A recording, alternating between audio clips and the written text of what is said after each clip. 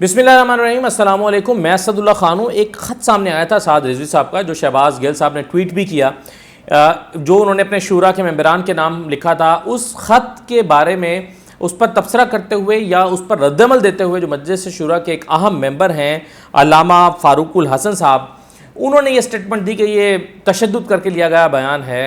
और ये एक धोखे से लिया गया बयान है, ये सादा कागज़ पर दस्तखत करा के लिया गया बयान है। क्या इस बात का कोई इम्कान है? क्या अल्लामा साद रिजवी साहब पर तशद्दुद हुआ है? इसी हवाले से मैं आपसे कुछ बातचीत करना चाहता हूँ। पहले तो मैं आपको ये बता दूँ कि वो ख़त क्या है, उसमें क्या लिखा है। देखिए, जो हाफिज़ मोहम्मद साद रिजवी का शूरा मेंबरान के नाम पैगाम, उसमें लिखा कि मैं हाफिज़ साद रिजवी वल्द खादिम हुसैन रिजवी मरहूम बक़ाइम होशो हवास व बिला जब्र तमाम शूरा मेंबरान और कारकुनान तहरीक लब्बैक या रसूलुल्लाह सल्लल्लाहु अलैहि वसल्लम से मुखातिब हूँ और ये अपील करता हूँ कि मुल्की मफाद और अवामुन्नास की खातिर कोई गैर कानूनी कदम न उठाया जाए। तमाम एहतजाजी जलसे और रोड ब्लॉक फिल फौर ख़त्म किए जाएँ। तमाम कारकुनान पुरअमन तौर पर अपने अपने घरों को वापस चले जाएँ। कानून नाफिज करने वाले इदारों के साथ मुकम्मल ताउन किया जाए। और फिर उन्होंने लिखा है कि मरकज़ व मस्जिद रहमतुल आलमीन के बाहर भी एहतजाज और धरना फिल फौर ख़त्म किया जाए। नीचे उनके दस्तखत मौजूद हैं और कल की तारीख़ दर्ज है। अब साद रिजवी साहब जो हैं, उनके इस ख़त के जवाब में जो मरकज़ी मजलिस शूरा के अहम रुकन और अहम रहनुमा अल्लामा फ़ारूकुल हसन साहब हैं, उन्होंने क्या रद्द-ए-अमल दिया है, ये ज़रा मुख्तसर मैं आपको सुनवा देता हूँ, आप देख लीजिए। साद रिजवी साहब ने अगर ये हुक्म दिया है तो आप उन्हें ले आएंगे, वो यहाँ पे आके ऐलान फरमा देंगे, हम जनाब अपने घरों को चले जाएंगे। बाकी सादा कागज में साइन लेके ऊपर तहरीफ करनी, अपनी मर्जी की बदमाशियां लिखनी, एक बात याद रखना, मैं जुबैर को भी इसका जवाब दे चुका हूं कि हिरासत में लिया गया बयान, वो तो मुझे इमरान खान आप एक घंटे के लिए दे दे, वो खुद कहेगा कि मैं राह का एजेंट हूं। आप जबरों को शिद्दत से बयान लेने की बजाय हिम्मत है तो आइए हमारे साथ बात कीजिए। अब अल्लामा साहब की इस गुफ्तगू से दो तीन सवाल उठते हैं। सबसे पहला सवाल तो ये उठता है कि क्या उनसे सादा कागज़ पर दस्तखत करवाए गए। अब सवाल यह है कि साद रिजवी साहब क्या इतने सादा हैं कि उनसे कोई कहेगा कि सादा कागज़ पर दस्तखत कर दें तो वो कर देंगे? क्या इतने बड़े लीडर जो कि उम्मत मुस्लिमा के एक बड़े लीडर हैं, या इतनी बड़ी उनके इतने ज़्यादा फॉलोअर्स हैं जिसके वो नुमाइंदगी करते हैं, जिसके वो लीडर हैं, जिसके वो इमाम हैं, क्या वो इतने सादा हो सकते हैं कि उनसे कहा जाए कि आप सादा कागज़ पर दस्तखत करें और वो सादा कागज़ पर दस्तखत कर भी दें, ये जानते हुए कि उस पर कुछ भी लिखा जा सकता है और वो फिर भी दस्तखत कर दें? ऐसा दो ही सूरतों में हो सकता है, या तो कोई शख्स बहुत मासूम और सादा हो, समझदार ना हो, तब वो ऐसा करेगा, या उस पर जबर तशद्दुद किया जाए और ज़बरदस्ती उसको मार पीट करके ये स्टेटमेंट उससे लिखवाई जाए, उसके दस्तखत ले लिए जाएँ, तो तब हो सकता है। अब सवाल जो मैं पहला उठा रहा हूँ वो ये कि क्या साद रिजवी साहब इतने सादा हैं कि वो ये दस्तखत कर देंगे सादा कागज़ के ऊपर और उस पर कुछ भी लिख लिया जाएगा? तो मेरा ख़्याल है ऐसा नहीं है। उसकी वजह यह है कि एक इतनी बड़ी तंजीम का जो सरबराह है और इतने बड़े मकसद के लिए अगर कोई काम कर रहा है तो वो इतना सादा नहीं हो सकता। उसकी वजह यह है कि अगर कोई शख्स इतना सादा हो तो फिर उसको इतनी बड़ी तंजीम के सरबराह होने का कोई हक़ हासिल नहीं होता। तो ऐसा लगता नहीं है, करीने कयास नहीं है कि उन्होंने जो है वो इतने समझदार होने के बावजूद सादा कागज़ पर दस्तखत किए होंगे। दूसरा तरीका ये हो सकता है कि उन पर तशद्दुद किया गया हो, उनको मारपीट करके उन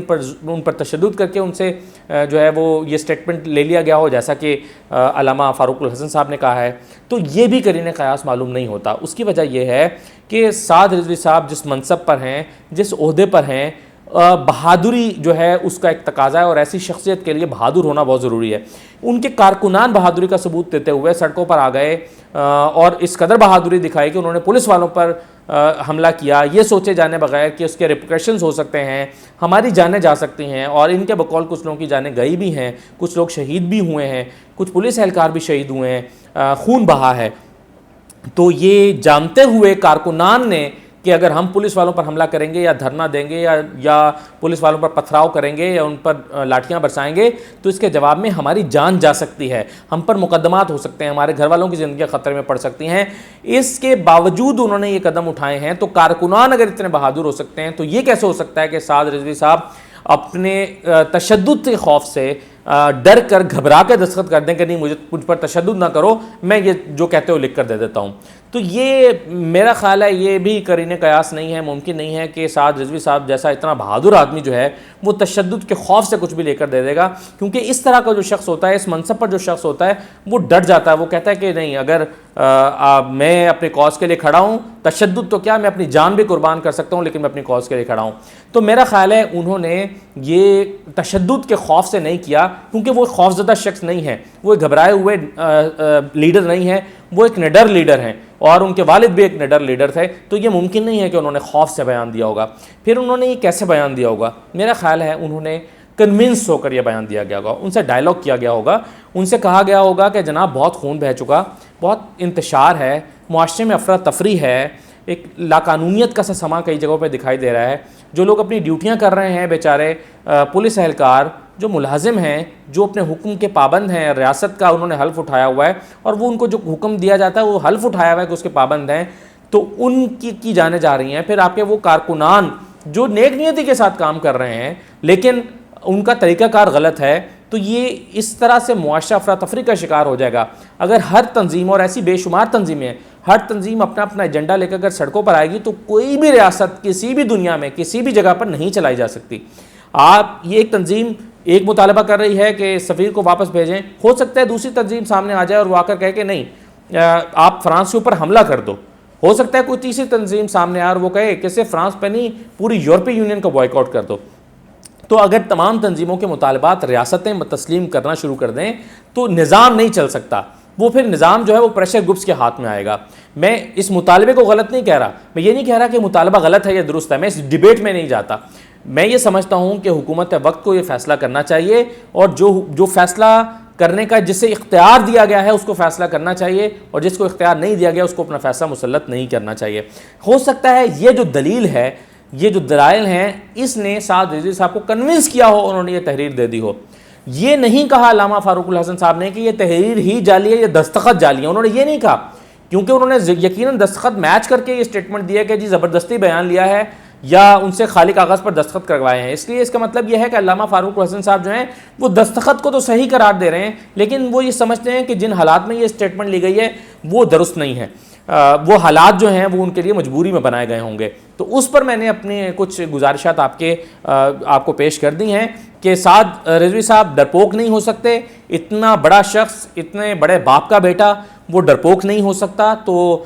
ڈر کے یا تشدد سے گھبرا کے تو وہ دستخط نہیں کر سکتے ایسی کسی تحریر پر، اور اسی طرح سے ان کو جو ہے وہ دھوکے سے بھی دستخط نہیں کرائے جا سکتے۔ اور پھر یہ اس لیے بھی نہیں ہو سکتا کہ جب کل کو وہ باہر آئیں گے تو وہ آ کر کہہ دیں گے، اگر سٹیٹمنٹ دے دیں گے کہ جی مجھ سے زبردستی کا سادہ کاغذ پر دستخط کرا لیے گئے، یا وہ یہ کہہ دیں گے کہ مجھ پر تشدد کیا گیا تھا، تو ظاہر ہے ریاستی اداروں کی بہت سبکی ہوگی، تو ریاستی ادارے جو ہیں وہ یہ سبکی اٹھانے کے متحمل نہیں ہو سکتے کہ وہ اپنے اوپر یہ الزام لیں کہ جی مجھ پر تو تشدد کیا گیا، اور اگر یہ ہوا تو پھر اس کے ریاستی ادارے جانتے ہیں کہ اگر کل کو وہ یہ بیان دیں گے کہ مجھ پر تشدد ہوا تو ان سے محبت کرنے والے پھر ایک دفعہ ایگریشن میں آ جائیں گے اور پھر حالات خراب ہو سکتے ہیں، تو اس لیے ان پر تشدد کی حماقت کوئی نہیں کر سکتا۔ کنونس کیا جا سکتا ہے، انہیں میرا خیال ہے کنونس کیا گیا ہوگا، سمجھایا گیا ہوگا، اور انہوں نے کنونس ہو کر جو ہے وہ یہ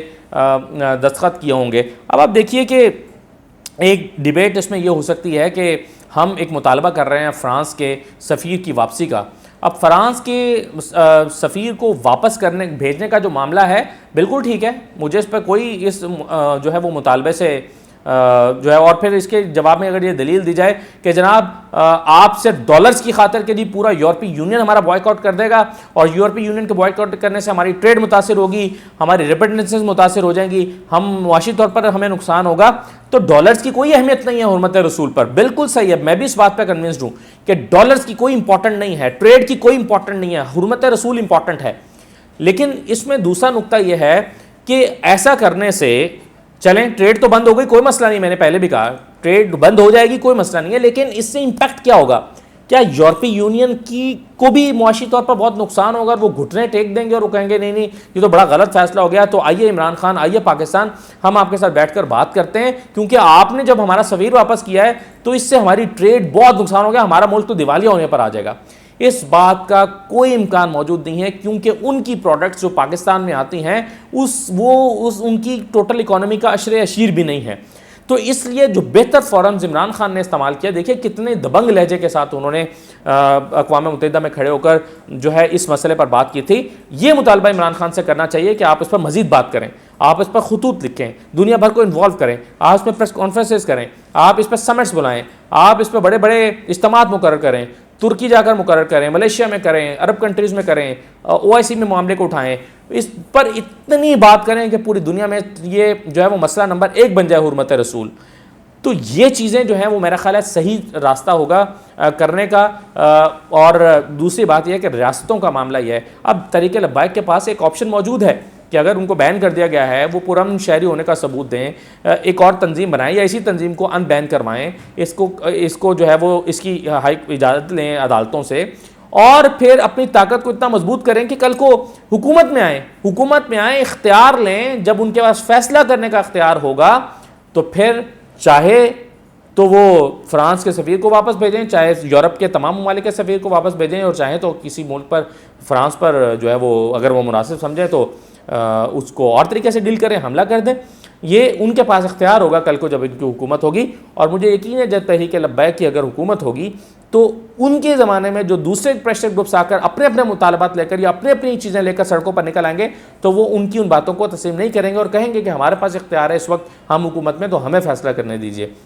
تو ریاستیں، نظام ایسے ہی چلتا ہے اور ایسے ہی چلنا چاہیے۔ تو یہ جو میں نے ایک تجزیہ آپ کے ساتھ پیش کیا ہے کہ علامہ سعد رضوی صاحب پر کیا تشدد ہوا ہے، تو میں نے آپ کو اپنے کچھ دلائل پیش کیے ہیں، اور آخر میں آپ کو خبر بھی دے دیتا ہوں کہ جتنے سورسز سے میں نے چیک کیا ہے ایز اے جرنلسٹ اپنے سورسز سے، تو میرے پاس یہ خبر ہے کہ سعد رضوی صاحب پر تشدد نہیں ہوا، اور ان پر تشدد کرنے کا سوال ہی پیدا نہیں ہوتا۔ تو یہ میری خبر ہے جو میں نے آخر میں آپ کے ساتھ شیئر کی ہے۔ اپنی دعاؤں میں یاد رکھیے گا۔ اللہ تعالی ہم سب کو حرمت رسول کا سپاہی بننے کی توفیق عطا کرے، اور اللہ تعالی ہم سب کو یہ توفیق دے کہ ہم اللہ کے رسول کی خاطر جو ہے وہ سب سے آگے کھڑے ہوں اس جنگ میں، لیکن جنگ کو لڑنے کا صحیح طریقہ اور صحیح سمجھ اللہ تعالی ہمیں جو ہے وہ عطا کرے۔ مجھے اجازت دیجیے، اللہ حافظ۔